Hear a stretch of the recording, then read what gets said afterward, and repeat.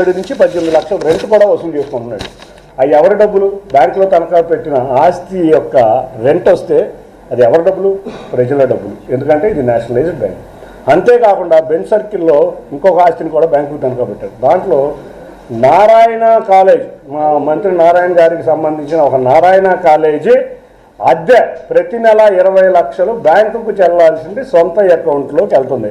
అంటే బ్యాంక్ అధికారులు ఏం చేస్తున్నారు? లంచాలు తీసుకుని లేకపోతే ఇంకేదన్నా ప్రలోభపడ్డారా? పడి ఈ రెంటుల్ని బ్యాంక్ అకౌంట్కి వెళ్లకుండా వెస్ట్ సైడ్లో 17 లక్షలు, 20 లక్షలు, ఇది ఒక్క రూపాయి ఆ రోజు నుంచి ఈ రోజు వరకు కూడా ఈ తనఖా పెట్టిన ఆస్తుల్లో రూపాయి కూడా బ్యాంకుకి అందలేదు. ఈ 120 కోట్లలో 5 పైసలు కూడా బ్యాంకుకు కట్టలేదు. న్యాయ వ్యవస్థలో చిన్న లూప్హోల్ని అడ్డు పెట్టుకుని బ్యాంక్ అధికారులను ప్రలోభ పెట్టి కోర్టుల్ని కూడా తప్పుదోవ పట్టించేటట్టు బిహేవ్ చేస్తా భారీగా 120 కోట్ల అక్రమ సంపాదనతో, అది కూడా నేను ఒకటే చెప్తున్నా, నువ్వు ఉన్న ఇల్లు ప్రజలది, ఎందుకంటే అది బ్యాంక్ ఆస్తి. నువ్వు రోజు పెట్టే పార్టీలు అది ప్రజల ఆస్తి. ఆ హోటలు నువ్వు రోజు రెంటులతో అనుభవిస్తా నువ్వు తిరిగే కార్లు కానీ నువ్వు తిరిగే విలాసమైన జీతం కూడా అవన్నీ ప్రజలే. ఒక ప్రజాప్రతినిధిగా ఒక రైతుకి టైం ఇవ్వలేని వ్యక్తులు, ఒక ఆటో డ్రైవర్కి టైం ఇవ్వలేని వ్యక్తులు, ఒక రిక్షా కార్మికుడికి టైం ఇవ్వలేని వ్యక్తులు, ఒక సొంత ఇల్లు కొనుక్కున్న వాడికి టైం ఇవ్వలేని ఈ బ్యాంకులు 11 సంవత్సరాల నుంచి ఈ 120 కోట్లు కట్టించుకోకుండా మొన్న ఒక కంపెనీకి ఏఆర్సి 3వ ఎగ్జిబిట్లో మీరు క్లియర్గా అర్థమవుతుంది. ఒక కంపెనీకి 5వ ఎగ్జిబిట్లో మీకు క్లియర్గా అర్థమవుతుంది. ఈ 5వ ఎగ్జిబిట్లో ఒక కంపెనీకి ఆస్తులు మొత్తం బదిలీ చేశారు. బదిలీ చేయటం అంటే ఏంటి?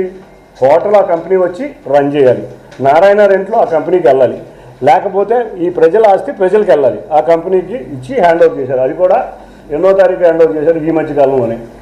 కాబట్టి ఇంత భారీ కుంభకోణాన్ని జర్నలిస్టులుగా నేను మీకు బాధ్యత 3-4 ఎగ్జిబిట్లో ఆయన తనఖా పెట్టిన బ్యాంకుకు తనఖా పెట్టిన హోటల్ కానీ ఆయన ఆస్తులన్నింటినీ కూడా 3-4 ఎగ్జిబిట్లో వివరించడం జరిగింది.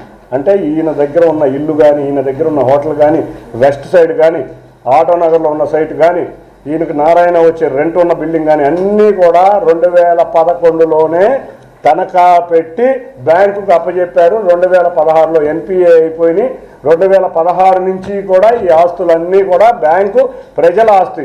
ఈ ప్రజల ఆస్తికి ప్రజలకు సంబంధించిన ఆస్తుల్ని అనుభవిస్తా నువ్వు వేసుకుని తిరుగుతున్న కారుతో సహా ఆ ప్రజలు ఇచ్చిన రెంట్ డబ్బులతో నువ్వు ఉంటున్న ఇల్లు కూడా ప్రజలదే, నువ్వు ఉన్న చిందులు చేసే హోటల్ కూడా ప్రజలదే. కాబట్టి అదే ప్రజాప్రతినిధిగా ఇక్కడ నన్ను భారీ మెజారిటీతో గెలిపించిన ప్రజాప్రతినిధిగా మీ అందరికీ కూడా మీ ప్రజాప్రతినిధి నేను ఏదో వేగ్గా చెప్పలా, కాగితాలన్నీ మీ చేతికి ఇచ్చాం, మీరే ఇన్వెస్టిగేట్ చేసుకోండి. నేనేది ఫేక్ డాక్యుమెంట్ ఇవ్వను, నా దగ్గర ఆధారాలు ఉంటే ఇస్తా.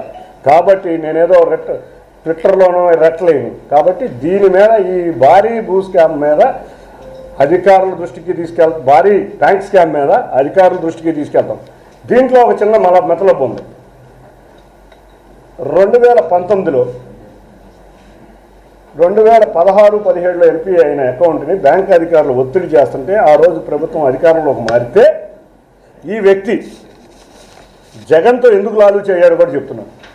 ఒకరోజు 2019లో తన సొంత ఇంటికి విజయసాయి రెడ్డిని విందుకు పిలిచాడు. ఆ విందు ఏంటంటే, నేను 120 కోట్ల ఆస్తి నా దగ్గర బ్యాంకులోనే ఉంది, కాబట్టి నేను జగన్ ఏమన్నాను, నేను కోవర్ట్గా బిహేవ్ చేస్తానని చెప్పి ఆ రోజు జగన్తో లాలు చేయి ఆ రోజు నుంచి ఈ రోజు వరకు తెలుగుదేశం వ్యతిరేక కార్యక్రమాలు చేస్తున్న విషయం మీ అందరికీ తెలుసు. కాబట్టి వీటి బ్యాంకుల దాదాన్ని ఒక ప్రజాప్రతినిధిగా 120 కోట్లు ప్రజలకు చెందాల ఆస్తిని మనం చూసాం. ఎక్కడైనా విజయమాల్య అన్నారు, నీరవ్ మోడీ అన్నారు, విజయవాడలో 5 కోట్లు 10 కోట్లు వ్యాపార సంస్థలు తీసేస్తేనే రకరకాలుగా మాట్లాడుకున్న వ్యక్తులకి 120 కోట్లు తీసుకున్న విజయవాడ విజయమాల్య గురించి మీరు వెలికి తీసి బయటకి తీసుకురావాలని మీ పత్రికా వ్యాప్తంగా మీ అందరికీ తెలియజేసుకుంటున్నాను. నేనేమి ఫేక్ ఇవ్వలేదు, మీ అందరికీ డాక్యుమెంట్స్ ఇచ్చాను కాబట్టి మీరు చేసుకోండి. ఇక 2వ అధ్యాయం. గత 15 రోజులే కాదు, గత సంవత్సరం కాలం నుంచి ఈ వ్యక్తి రకరకాలుగా నా మీద ఆరోపణలు చేస్తూనే ఉన్నారు. ఏది లెటర్లు